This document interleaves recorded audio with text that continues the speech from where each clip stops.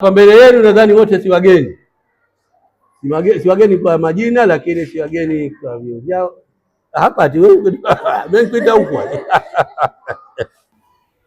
Hapa tunaye mzee wetu, mzee Mohamed. Kwa hapa tulikuwepo sote, manake ndo mzee wetu.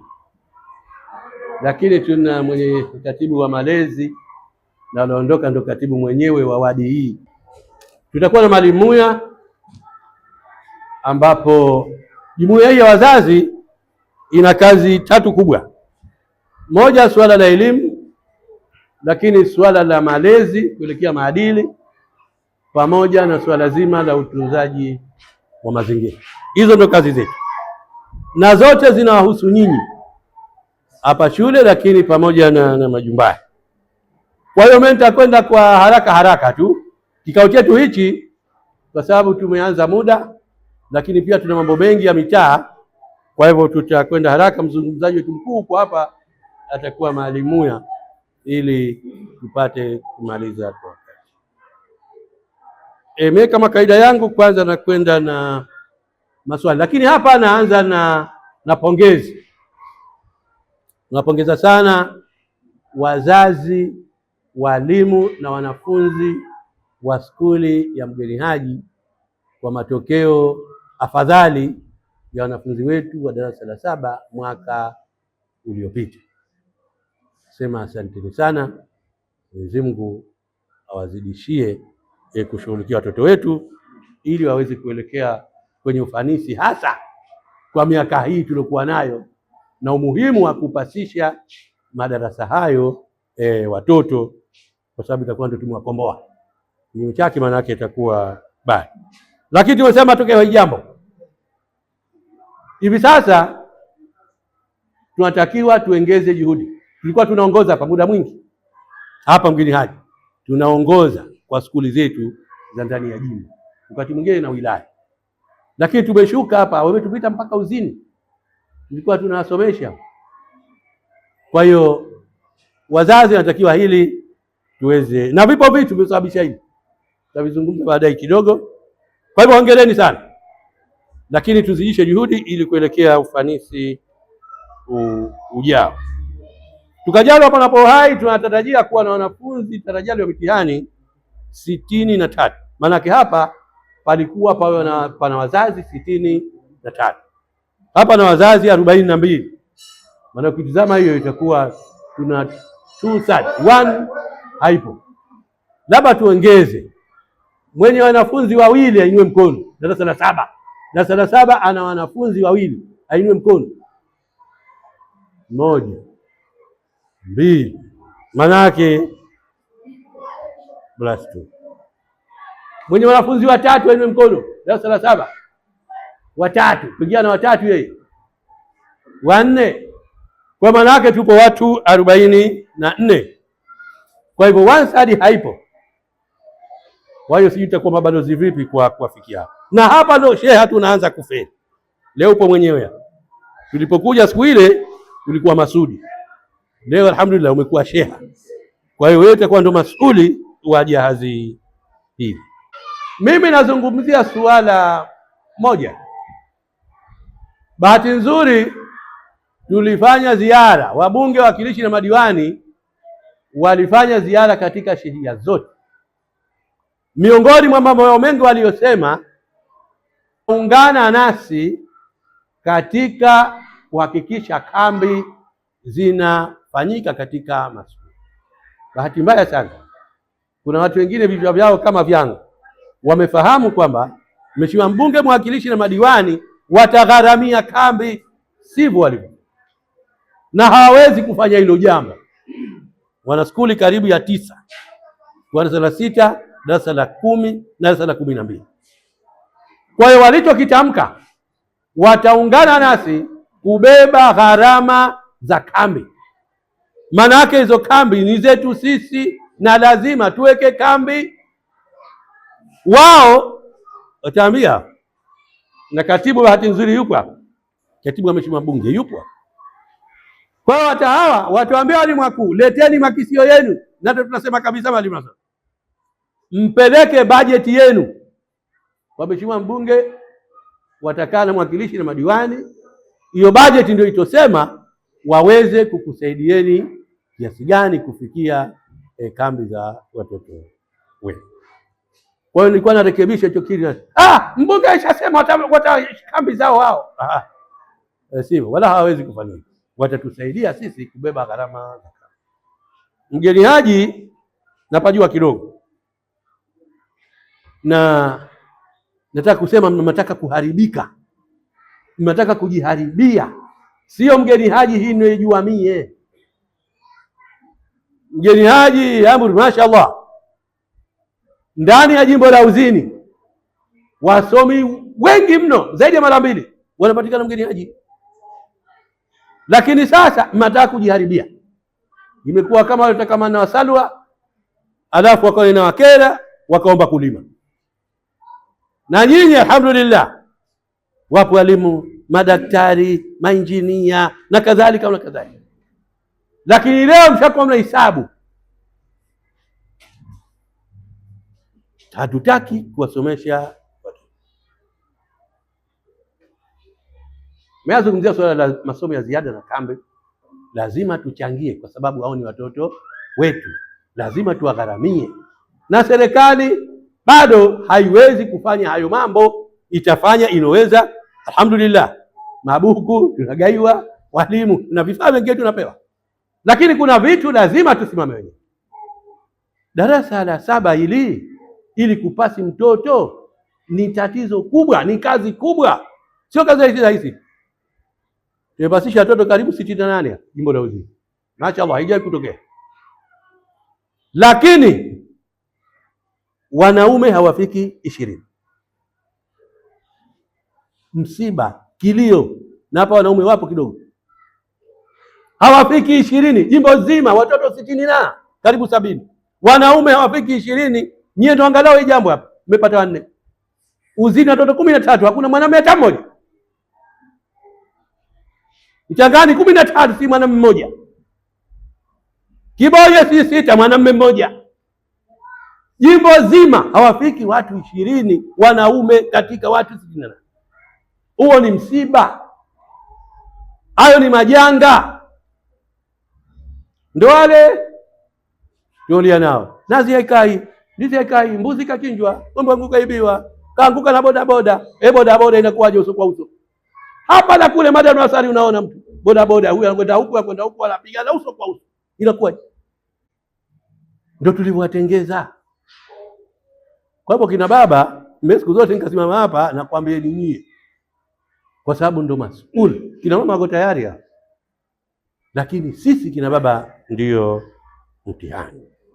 Kwa hiyo mimi ushauri wangu pia naambia sana, kambi jamani, kambi, ili useme kambi ya watoto inapowekwa, watoto waweko hapa wamalize mambo yao hapa. Sasa hujitia mimi sina uwezo, nitamletea chakula. Kwa hiyo chakula nimetia vipi? Mkiokota. Mambo ya kambi yamalizwe hapa. Tukaanza kuwaletea watoto chakula, tunachanganyana, tunawachanganya watoto. Wengine hatuko vizuri. Mimi hupenda sana kusema. Mwaka jana nilikuwa na mwanangu hapa. Kaletewa chakula, pilau, nyama kwa mchele. Maana yake nyama nyingi kuliko mchele. Hapa. Kaletewa.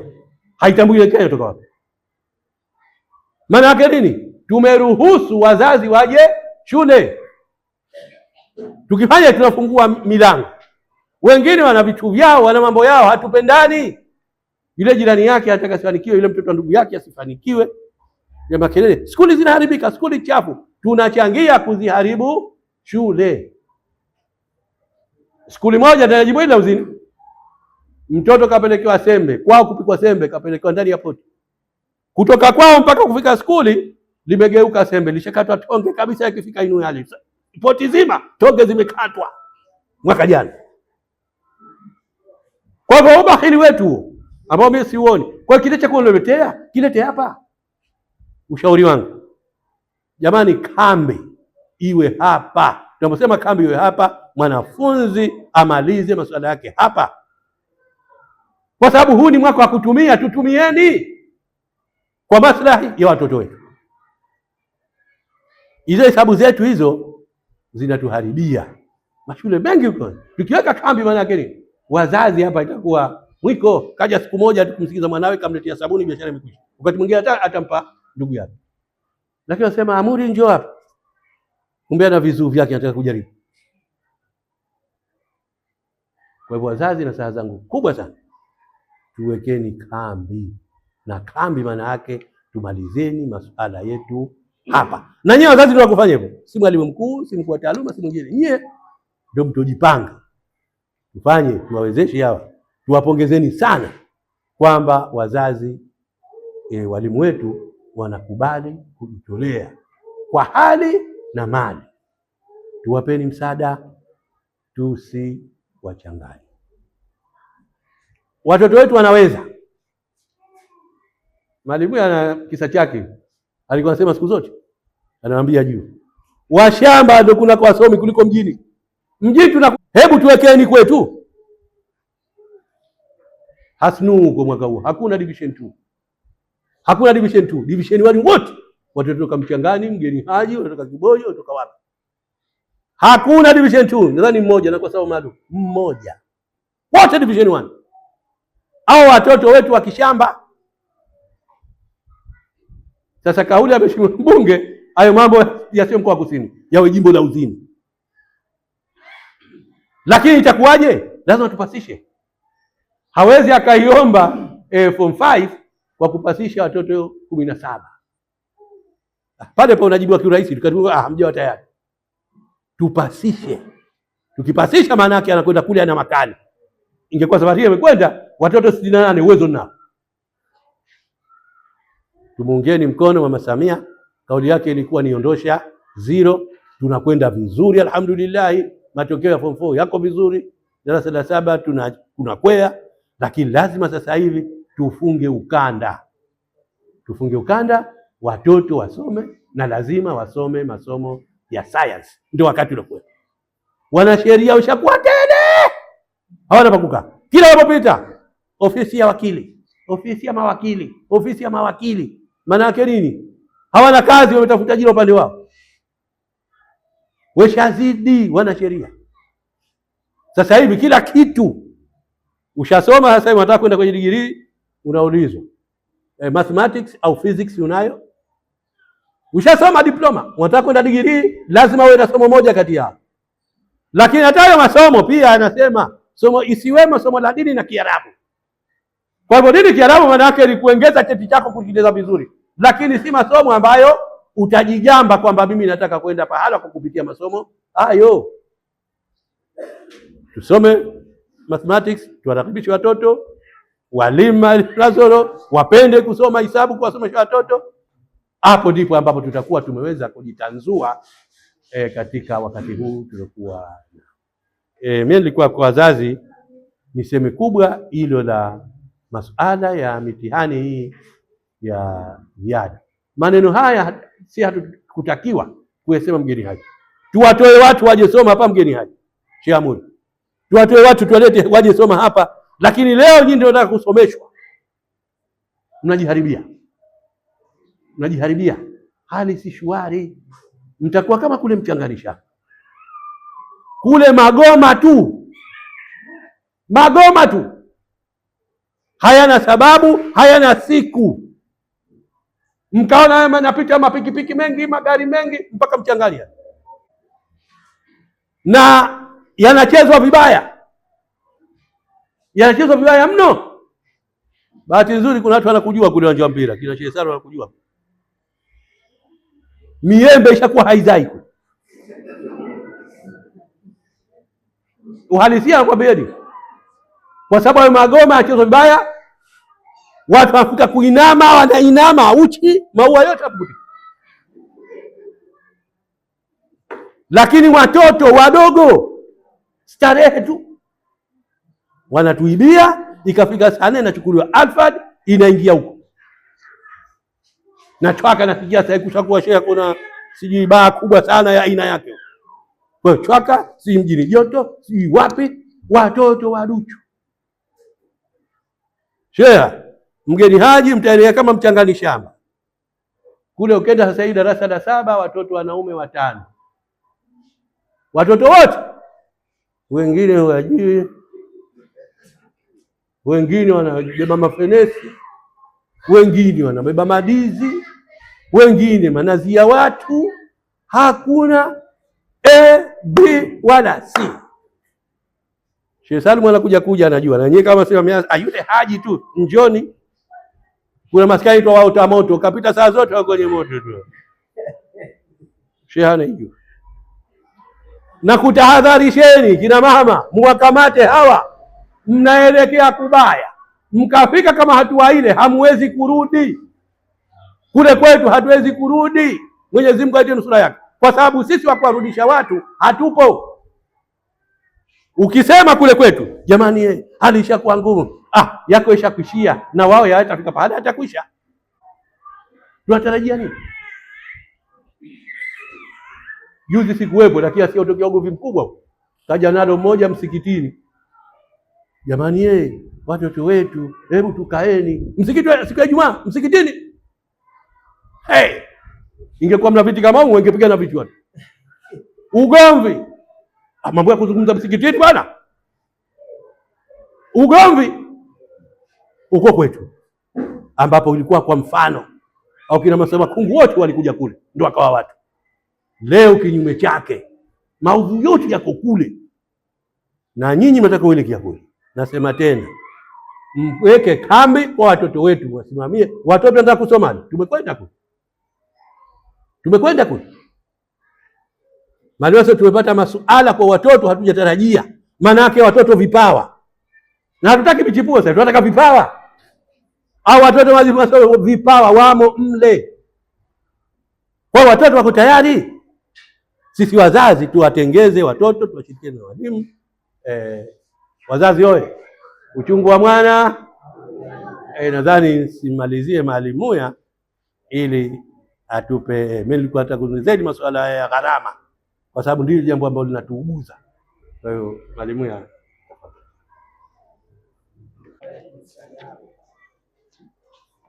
Ndugu Sheha wa mgeni haji, ndugu mwalimu mkuu, ndugu watu wa kamati ya skuli kama wapo, ndugu wajumbe wa jumuiya wazazi ambao tumekuja nao, ndugu wazazi, asalamu alaykum. Kwanza wote tuseme alhamdulillah, tukiwa na maana ya kumshukuru Mwenyezi Mungu kwa kutujalia kuamka na kuja kwenye kikao hichi muhimu tukiwa wazima kabisa. Leo tuko mgeni haji. Mimi nataka nianze kwa kuwapongeza watu wote wa mgeni haji, walimu, kamati ya skuli na wazazi, kwa matokeo ya mtihani yale ambayo tumeyaona yamo huko. Kwa kweli mmejitahidi.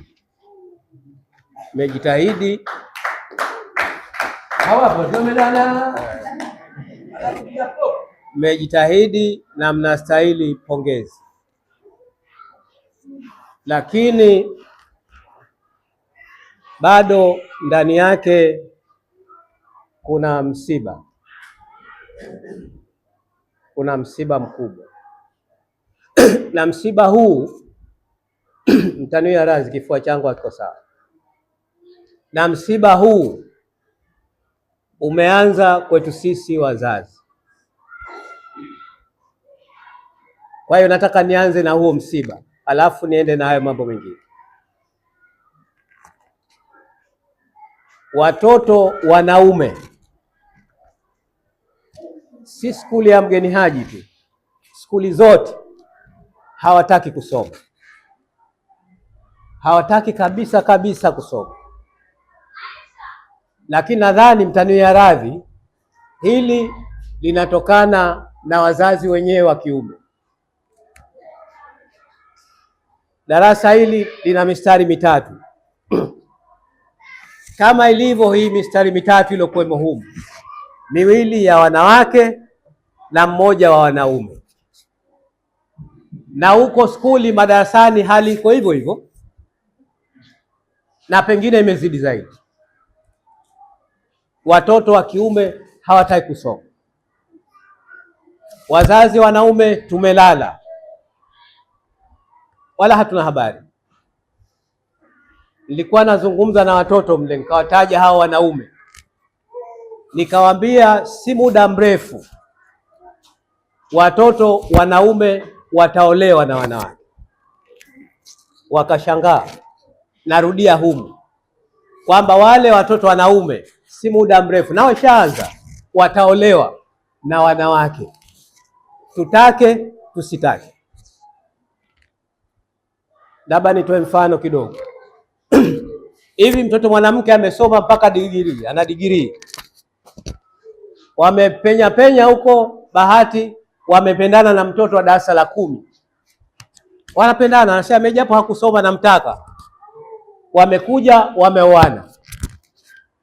Ikifika asubuhi, mwanamke yule anataka kujitayarisha aende kazini, mwanamume yule yuko nyumbani, yeye kondeni anaenda wakati wowote.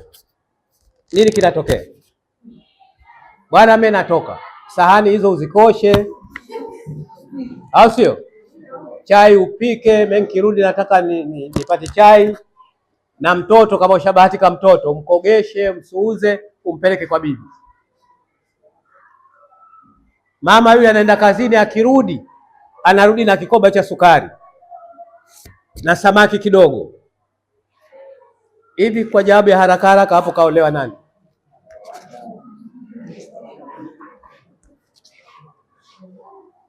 Akitaka asitake atatiwa shemeri, iwe atake iwe asitake atatiwa shemeri. Mungu ajalie awe njia ile ya Mwenyezi Mungu, lakini akipita njia ya shetani, iko siku atalala kazini huko, ukigeuza hiyo kaa alafu ukiweka herufi nyingine huko kazini. Asubuhi ataambia jana kulikuwa na kazi kule, tumeambiwa tusiondoke tuimalize. Atasema nini wewe mwanamume? Hana cha kusema. Kwa hiyo tunakuja kwa wazazi. Dunia imebadilika. Mimi nataka mchukue mfano mmoja, wala nsende mie. Nendeni kwa macho, mkishindwa nendeni nyewe wenyewe kaulizeni.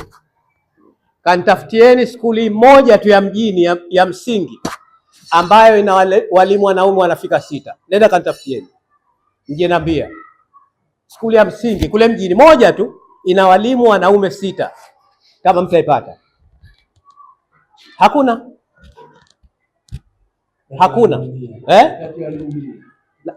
sio walimu 100, walimu wote wa mkoa wa Mjini Magharibi wote. Nenda mpaka ufike hapo Mwera. Mimi Mwera nimesomesha pale. Skuli ya msingi ina walimu hawapungui 40, 50. Walimu wanaume walikuwa hao 3. Sawa Ndio unataka kusoma, nendeni chuo kikuu chochote, wajipange wale wanafunzi pale, angalieni idadi ya wanaosoma ni wanawake. Watu huambia kazi iliyobakia sasa ya wanaume ni hii moja ya serikali, ni ile jeshi. Na hao wanawake sasa wanavamia huko. Lakini madaktari wengi wanawake, waandishi wa habari wanawake, sijui kila wanawake. Labda kuko ya minazi hawajaanza kujitahidi wanawake. Na hiyo minazi yenyewe haipo. Ingekuwa ipo ingekuwa na kwea wanawake. Maana madereva wa bodaboda wako wanawake.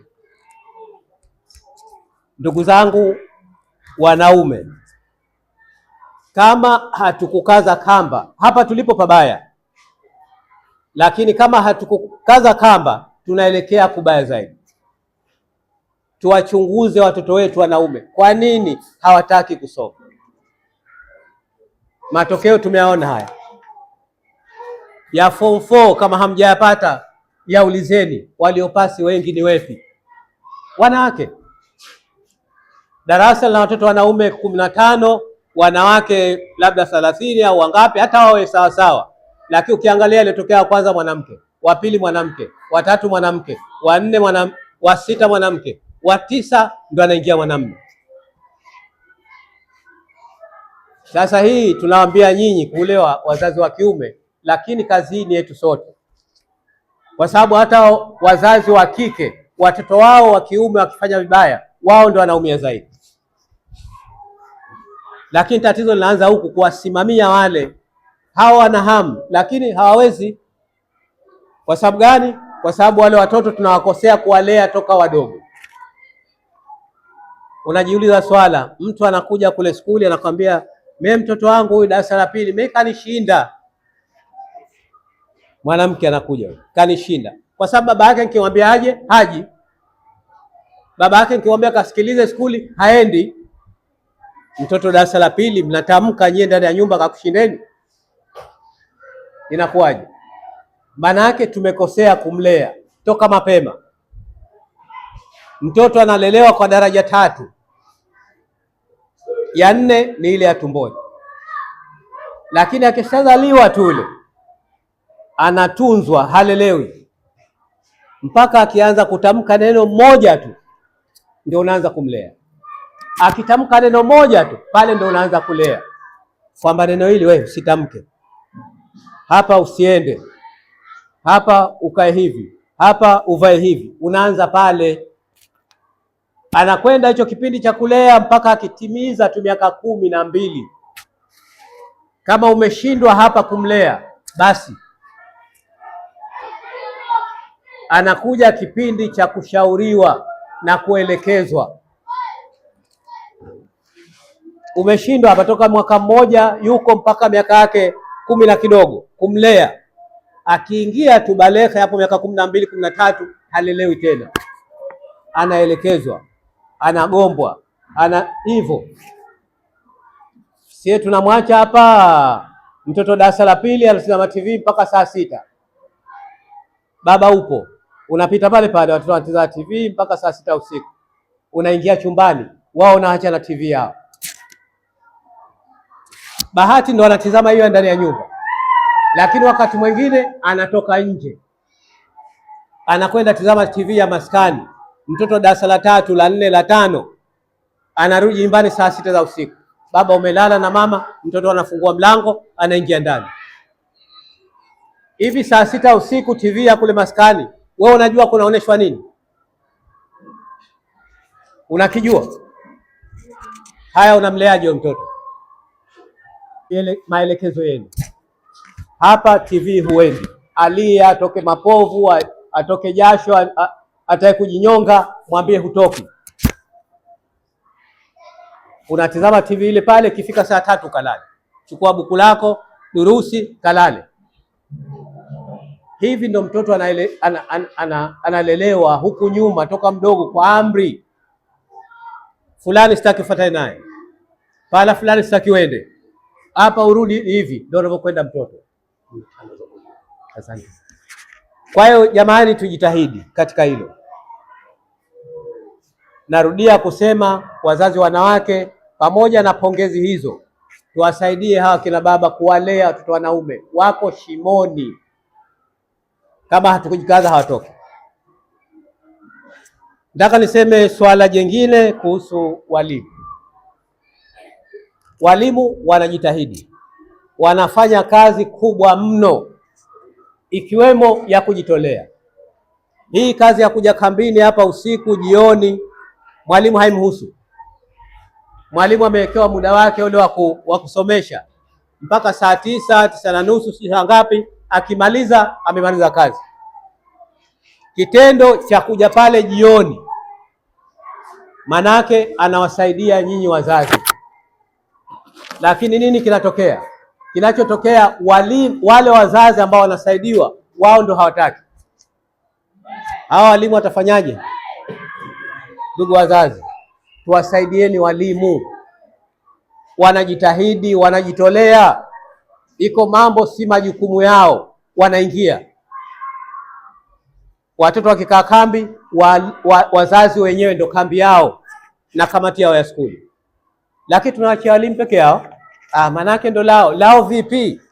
Mwalimu ana watoto wake, ana mke wake, saa 10, 12 anakuwekwa hapa, inakuwaje?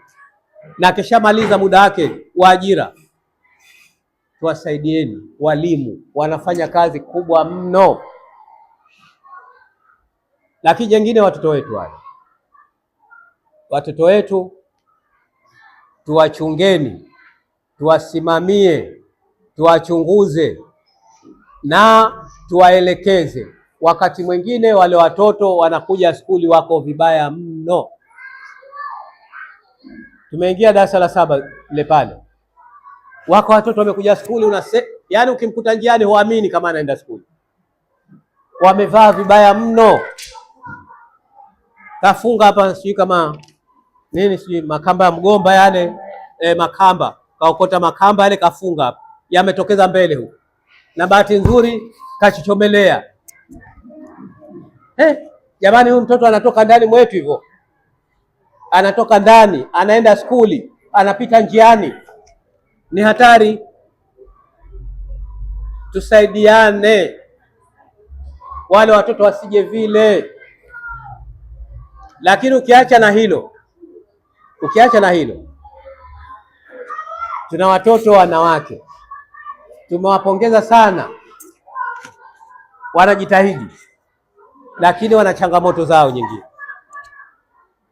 Watoto wanawake hawa wengine, tania radhi, wanaingia kwenye masuala ya mapenzi wakiwa wadogo mno,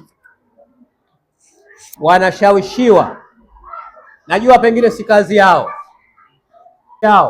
lakini wanashawishiwa na watoto wa kiume, na wengine bahati mbaya wako nje ya skuli, wanawashawishi mpaka wanaingia kwenye mtego huo wa mapenzi wakiwa wadogo. Tuwachunguze hawa watoto, tuwaelekeze, tuseme nao.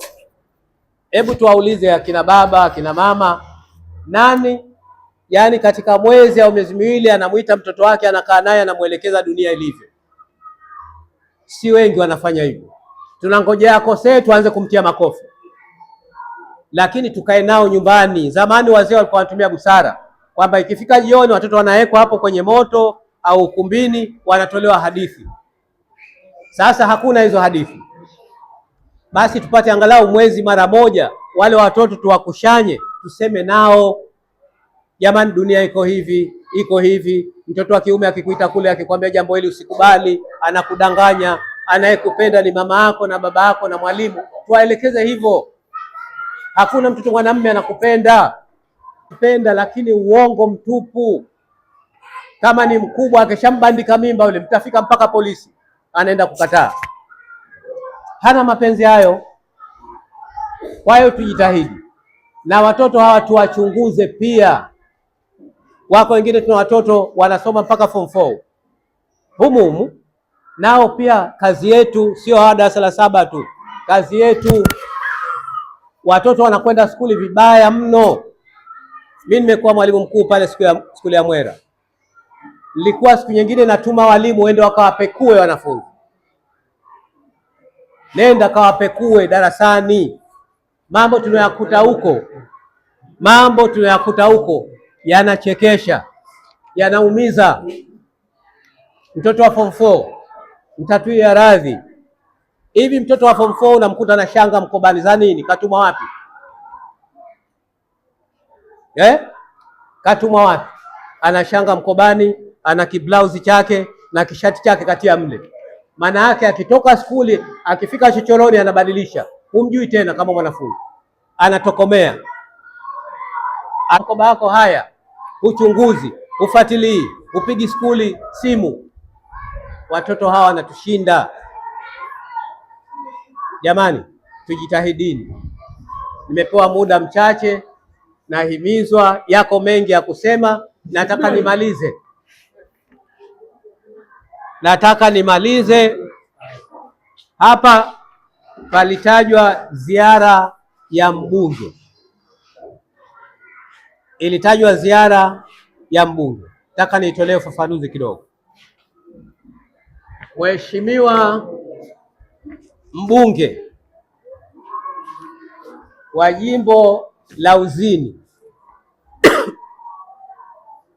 Inawezekana wengine tunamjua, wengine tumeona picha yake, wengine jamaa yetu, lakini niseme kwa dhati kabisa, mbunge ametamka kwamba ana nia njema na watu wa jimbo la Uzini, ana nia njema na watu wa jimbo la Uzini,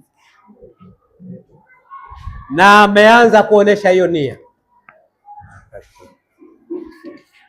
ameanza kuonesha hiyo nia kwamba ana nia njema na watu wa Uzini. Yako mambo, mtanisamehe, tumeyazoea, na hayo tuliyazoea yanatufanya tusiamini kwa kila tunachoambiwa. Yako mambo muda mrefu tumeyazoea hayo, lakini yanatufanya tusiamini tunachoambiwa sasa. Lakini nataka niwahakikishie, hakuna binadamu aliyekamilika, lakini mheshimiwa mbunge ana nia njema na watu wa Uzini. Nasema hivyo nikiwa niko karibu mno na mheshimiwa mbunge. Mimi ndo katibu wa mheshimiwa mbunge, wale ambao hawajui. Shughuli zote za mheshimiwa mbunge kipindi hichi ambacho yuko mjengoni huko bara nazisimamia mimi. Sasa mbunge alitaja suala la kusaidia gharama za kambi, lakini kwa mujibu wa mpango kazi wake, gharama hizi za kambi alikusudia zianze mwakani, kwa sababu ndo akitokeza. Tumepita matawini humu kwenye ziara, kumetokea changamoto hazijawahi kutajwa na zinataka kushughulikiwa haraka. Kwa hiyo alikuwa akakusudia kwamba mwakani anabeba mzigo wa kambi kwa asilimia kubwa, kuwasaidia wazazi kupunguza makali hayo ya kambi. Na leo mimi ndo nimemaliza ziara ya mheshimiwa mbunge alionituma nipite katika skuli zote za jimbo la Uzini kuchukua gharama za skuli ambazo zinaweka kambi. Nimemaliza leo hapa Mgeni Haji, lakini huko skuli zote tumechukua hizo gharama. Gharama nyingine zinatisha. Sisi tunawashukuru walimu, wameweka minimize gharama za kutoatia adabu, lakini kuna skuli mwanafunzi anachangia mpaka 500,000, 400,000, 300,000. Sisi hapa tumepangiwa kiwango kidogo sana. Tuwasaidie walimu wenzetu, huko ana michango mikubwa mno, inatisha. Nadhani tutafanya hivyo wazazi, au sio? Lakini kwa nini akanituma niende huko maskulini kutafuta hizo gharama? Watu wamempigia simu mheshimiwa mbunge wakilalamika kuhusu hizo gharama. Kilio kimekuwa kikubwa. Akanambia hapana, kilio hichi siwezi kupuuza. Nenda kanikushanyie hizo gharama. Uniletee, niangalie, angalau kama naweza mwaka huu kuanza na angalau kidogo. Kwa hiyo bado hajatoa tamko kwamba atakwenda kuchangia mwaka huu, lakini amesema tumpelekee aangalie kama anaweza kudonyoa kidogo, akaweza kupunguza angalau kwa asilimia ndogo. Nadhani itakuwa imewasaidia wazazi kwa mwaka huu. Lakini mwakani, kama kauli yake iko thabiti, na naamini iko thabiti, kwamba kutakuwa na kicheko kitupu, hakutakuwa na kilio, kwa sababu atakuwa amejipanga na kambi zote zitapata msaada wa kutosha. Baada ya kusema hayo, niwapongezeni kwa kunisikiliza, niwapongezeni kwa kuja kwenye mkutano kwa wingi. Mwala mwingine tunakwenda mikutano hii haitimii, ingawa wengine ndio hivyo, kuna watu hata hawana sababu, anasema tu skuli mesen. Lakini wale waliokuja tunawapongezeni kwa kazi nzuri ya kuwasaidia walimu, na mimi naamini kwa kauli ile ambayo wamenipa wale watoto. Nauliza kule, jamani, mwaka jana wenzenu wamepasi 10 michipuo. Sisi tunataka vipawa, sio michipuo, tunataka vipawa. Mwaka huu mnasemaje? Shahidi Mungu, watoto wanawake wote wamesema sisi tutapasi. Wote wamenyanyua mikono. Tuwaombee dua kwa sababu wote wapasi, na wanaume wameonyesha vile vile, kwa sababu wao wanaume mbona hawakunyoosha wote, wengine wameweka mikono chini. Sawa eh? Kwa hiyo tuwasaidieni na hao watoto wanaume, kwa sababu wenyewe ishasema kule kwamba sisi hatutapasi wengi katika hiyo michipuo hiyo, wamesema wenyewe. Maana nimewambia nyanyueni mikono, wanawake wamenyanyua wote, wanaume wamenyanyua wachache. Maana yake ni kwamba ile ndo mwelekeo wao, ndo wanachokiweza. Baada ya hayo, asante sana kwa kunisikiliza. Asante.